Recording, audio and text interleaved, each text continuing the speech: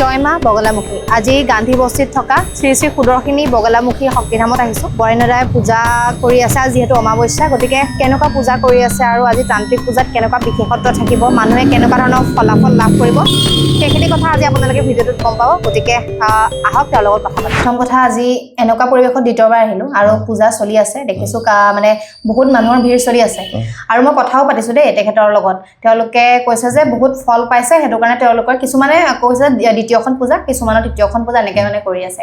আজি যিহেতু অমাৱস্যা 9খন পূজা বোলে আজি কৰিবলগীয়া আছে। আপুনি কিমান টাইমৰ পৰা বহিছে আৰু কেনেকুৱা কি চলি আছে আজি কওকচোন। মই ভগৱতী কৃপাত যোৱাকালিৰ পৰাই মই পূজা কৰিয়ে আছোঁ কণ্টিনিউৱাছলি। চ' আজিও আছে।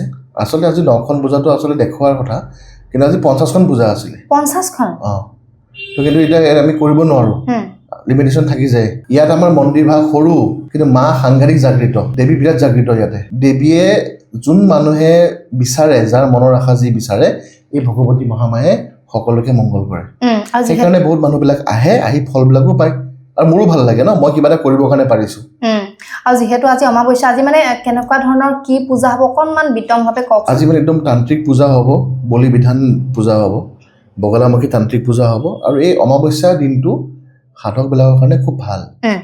অমাৱস্যাত তান্ত্ৰিক ক্ৰিয়া কৰাৰ কাৰণে ভাল, তান্ত্ৰিক পদ্ধতি কৰাৰ কাৰণে ভাল, পূজা কৰাৰ কাৰণে ভাল। অমাৱস্যা বহুত মংগল দিন হয় আচলতে। হয়, আপুনি কিমান টাইমৰ পৰা বহিছে আজি পূজাত? মইতো বহিয়ে আছোঁ। ৰাতিপুৱা অকণমান 1 ঘণ্টা মাত্ৰ শুইছিলোঁ নে 1.5 ঘণ্টা শুইছিলোঁ মাত্ৰ গৈ পেলাই। সেই ৰাতিপুৱাৰ পৰা এতিয়ালৈকে বহি আছে আৰু গোটেই ৰাতি বহিব চাগে? এইটো হ'ল নাই, ৰাতিপুৱা 10টা বাজিব কালি। হয়, আৰু যিহেতু আজি অমাৱস্যা, আপুনি কৈছে তান্ত্ৰিকসকলৰ কাৰণে মানে অকণমান পূজাটো অলপ বেলেগ ফল পায়। আপুনি মানে আগৰ কেইদিনতকৈ বা অলপ বেলেগ ফিল কৰি আছে নে, বা আজি কেনেকুৱা ধৰণৰ ভাইব্ৰেশ্যন আছে? ভাইব্ৰেশ্যনটো খুব ভাল। তুমি নিজে চাগে ফিল কৰিছা? ফিল কৰিছোঁ, একদম বেলেগ এটা, বহুত বেছি পজিটিভ আৰু মানে বেলেগ কিবা এটা মই বুজাব পৰা নাই আচলতে কথাটো। তুমি এটা বস্তু চোৱা, অমাৱস্যা হওক, চতুৰ্দশী হওক, একাদশী হওক, এই 3টা দিনেই আছে মাত্ৰ আমাৰ শাস্ত্ৰত। এইকেইটাত মানে ফলটো ট্ৰিপল হৈ যায়, পূজাটো ট্ৰিপল হৈ যায়, ঠিক আছে? তো সেইখিনি বস্তু মানুহবিলাকে কৰে আৰু ফলবিলাকো পায়। আৰু বাকীবিলাক নৰ্মেল ডেজতটো কৰি থাকে, তেওঁলোকে আহিয়ে থাকে, কিন্তু এইকেইদিনত অমাৱস্যাত বিশেষকৈ বহুত বেছি ফল পায়। আৰু সেই চব দেৱীৰ ওপৰত কথা, মায়ে কাক কেনেকৈ কোন সময়ত, তোমাৰ আজি তুমি পূজা কৰিবৰ কাৰণে আহিছা, তোমাৰ আজিও হৈ যাব পাৰে কামটো, হয়তো তোমাৰ 1 মাহ লাগিবও পাৰে বা 1 বছৰ লাগিব পাৰে, কিন্তু কামটো কিন্তু পূৰা হৈ যায়। That's it.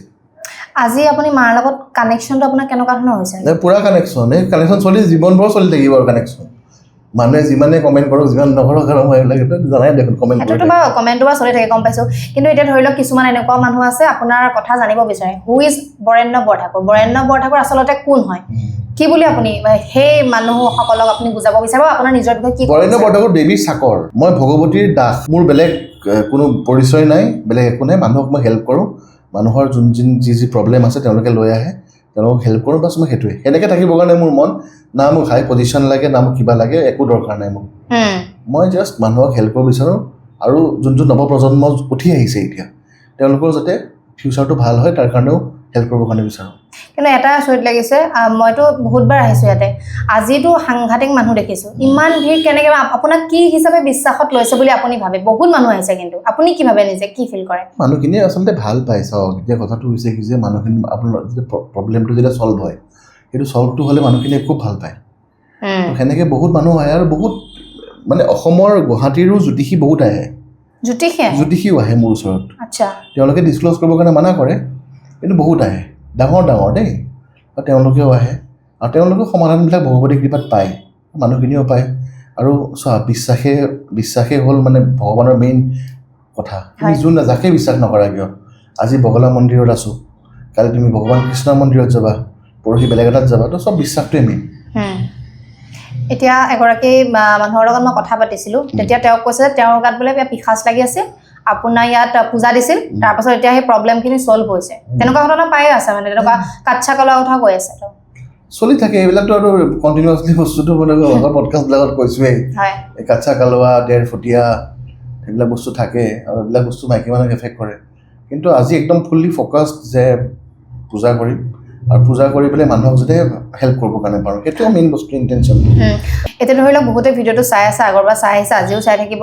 আপুনি কিবা ক'ব বিচাৰিব নি? যিখিনি অডিয়েঞ্চে আপোনাক এতিয়ালৈকে বহুত বেছি মৰম দিছে, বা আপোনাক কিয় বিশ্বাসত ল'ব, সেইটো হৈছে কি ক'ব বিচাৰিব আপুনি? তেওঁলোকে আহক মোৰ ওচৰলৈ, আহিলে মোক চিনি পাব ন, মোক আহিলে গম পাব ন। এই দূৰত থাকি পেলাই আপোনাৰ বৰেণ্য বৰঠাকুৰক কমেণ্ট কৰাটো বহুত ইজি দূৰত থাকি পেলাই। যদি ওচৰত যেতিয়া মোক তুমি লগ পাবা, ওচৰত যদি তুমি থাকিবা, মোক যেতিয়া চিনি পাবা, তেতিয়া তুমি মই কমপ্লিটলি বেলেগ। কিছুমানে কয় ফেক বাবা, ভালেই লাগে ফেক বাবা বুলি ক'লে শুনিবৰ কাৰণে। কিয়? ভালেই লাগে ন, মানুহবিলাকে সিহঁতেতো আহিব নোৱাৰে ন মোৰ ওচৰত। মোক যোনবিলাক মানুহে নিগেটিভলি কমেণ্ট কৰে সিহঁতেতো মোৰ ওচৰত আহিব নোৱাৰে কেতিয়াও, সিহঁতে দূৰৰ পৰা থাকি যাব দূৰতে। কিন্তু যোনবিলাকে মোক আচলকৈ ভাল পায় সিহঁতে সদায় জড়িত হৈ আছে মোৰ লগত। চবতকৈ ইম্পৰ্টেণ্ট পইণ্টটো হ'ল সেইটোৱে।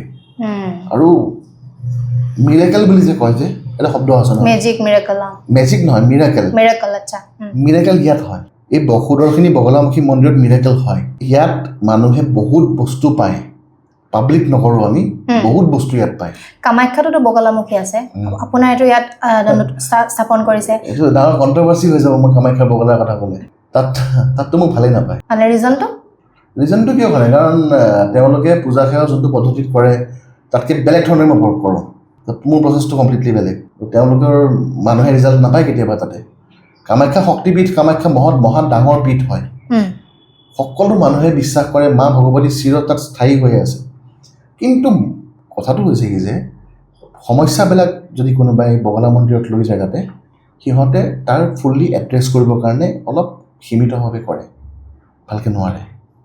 তো কিন্তু মোৰ ওচৰত যিটো ডিফাৰেঞ্চটো হ'ল যে মোৰ ওচৰত আহিলে পাৰ্চনেল গাইডেঞ্চ এটা পোৱা যায়, মোৰ লগত জড়িত হৈ থাকিব পাৰে অনবৰতে। কিন্তু তেওঁলোকৰ বিজি থাকে, তেওঁলোকৰ টাইম কম থাকে, তো সেইকাৰণে তেওঁলোকে ইমান হেৰি কৰিব নোৱাৰে। চ' সেইকাৰণে এতিয়া গোটেই মানুহখিনি আচলতে মোৰ ওচৰত ঢাল খাইছে। অসমৰ যিমান মানুহ আছে বগলা মন্দিৰ বুলি কোৱাৰ লগে লগে অকল মা সুদৰ্শিনী বগলামুখী মন্দিৰ বুলি চিনি পায়, আৰু মোকতো ভগৱতীৰ দাস বুলি চিনি পায়, সেইটোৱে কথা আৰু। কিছুমানে কৈছে যে পইচা লুটি আছে, আপুনি কিবা প্ৰত্যুত্তৰ দিব বিচাৰিব নেকি? আজিকালিতো সেইটো কথা কৈছোৱে, আজিকালিতো ইমান নৈবেদ্য আছে এইবিলাক। অকণমান কেমেৰাত দেখাই দিয়াচোন, কিমান নৈবেদ্য আছে এইবিলাক। এইবিলাক নৈবেদ্য এতিয়া যদি মই পইচা নিদিওঁ এইবিলাক নৈবেদ্য আহিব ক'ৰ পৰা? চ' মই পইচা পাম ক'ৰ পৰা? মানুহৰ পৰাতো মই পইচা পাম।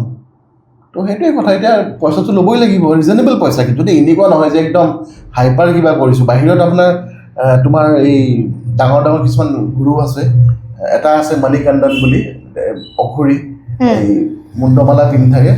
সি মানে তাৰ মিনিমাম চাৰ্জেছ বহুত কমৰ পৰা ষ্টাৰ্ট কৰি একেবাৰে কৰোৰলৈকে গুচি যায়। মোৰ হিচাপ নাই। মোৰ নমিনেল যোনটো মোৰ দক্ষিণাটো থাকে, দক্ষিণা থাকিবই লাগিব না, চলিম কেনেকৈ মই? মোৰ ঘৰৰ ইলেক্ট্ৰিচিটি EMI আছে, ইলেক্ট্ৰিচিটি বিল আছে, মানুহবিলাকক মই দৰমহা দিব লাগে, এমপ্লয়ীবিলাকক।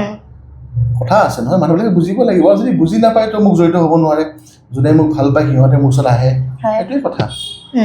এতিয়া আপুনি পূজাত লাগক, কিন্তু আপোনাৰ ধৰি লওক বহুতো ব্যক্তি আহিছে আজি পূজা কৰিবৰ কাৰণে, তেওঁলোকৰ লগত কথা পাতিম। কাষতে আছে, তেওঁৰ লগতো অকণমান জানিবলৈ চেষ্টা কৰিম, তেওঁ কেতিয়াৰ পৰা আহিছে, কেনেকুৱা কি ফল পাইছে। দাদা আপোনাক অকণ কৈ দিয়কচোন, আপুনি কেতিয়াৰ পৰা আহিছে, আৰু আপোনাৰ নামটো আৰু আপোনাৰ প্ৰব্লেম কি আছে? মোৰ নাম সুৰজিত, মই ঘৰ আপাৰ আছাম। মই লাষ্ট 6 মাহৰ পৰা ইয়ালৈ আহি আছোঁ। গুৰুজী আমাৰ যিখিনি গাইডেঞ্চ আছে, যিখিনি আমাক হেৰি কৰিছে, তো বহুতখিনি ভাল ৰিজাল্ট পাইছোঁ আমি। আমাৰ প্ৰব্লেম কিছুমান আছিলে, ফেমিলি ইছ্যুজ কিছুমান, সেইখিনি অট'মেটিক ছল্ভ হৈ গৈছে, আৰু লাইফটো বহুত পজিটিভ ৱেত গুচি গৈছে আমাৰ।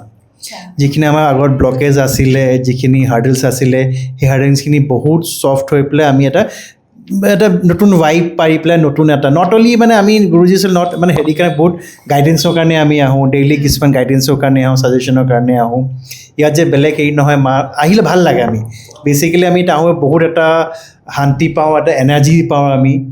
গুৰুজীৰ গাইডেঞ্চ থাকে আমাৰ লগত, চ' আমি ৰিজাল্ট পাইছোঁ, বহুত ৰিজাল্ট পাইছোঁ। এণ্ড মানুহে যি কয় নাজানো, বাট আমি বহুত ভাল পাইছোঁ বস্তু। আৰু আজি পূজা দিব আহিছে? পূজা মোৰ আগলৈ হৈ গৈছে, এতিয়া বাট আমি মাজে সময়ে আহি থাকোঁ, গুৰুজীৰ আশীৰ্বাদ ল'বৰ কাৰণে আহি থাকোঁ। ইয়াত কেতিয়া আহিলে আৰু কেতিয়াৰ পৰা জড়িত হ'ল বৰেণ্যৰ লগত, বগলামুখী এই সুদৰ্শনী ধামৰ লগত? मेरा शुरू से बचपन से ही तंत्र में रुचि था। मैं पिछले 15 साल से अध्यात्म के क्षेत्र में हूँ। मैं वैदिक साधना में था पहले, लेकिन उससे मेरे को आत्मसंतुष्टि नहीं मिला जी। तो मैं बहुत सारे तांत्रिक गुरु के साथ भी मिला, लेकिन वहाँ भी मेरे मन को शांति नहीं मिला। और मैं 2-3 महीना पहले गुरुजी का वीडियो देखा था, तब मुझे लगा कि गुरुजी से जाकर के मिलना चाहिए जी। तो मैं अम्बुबाची मेला में गुरुजी के पास आया, गुरुजी से मिला, तब मेरे को वास्तविक तंत्र क्या होता है ये समझ में आया। जी, गुरुजी का महत्व के बारे में कुछ बताइए, गुरुजी के बारे में। गुरुजी से मैं बहुत सारे तांत्रिक गुरुओं से मिला, लेकिन इसमें बहुत सारे फ्रॉड चल रहे हैं।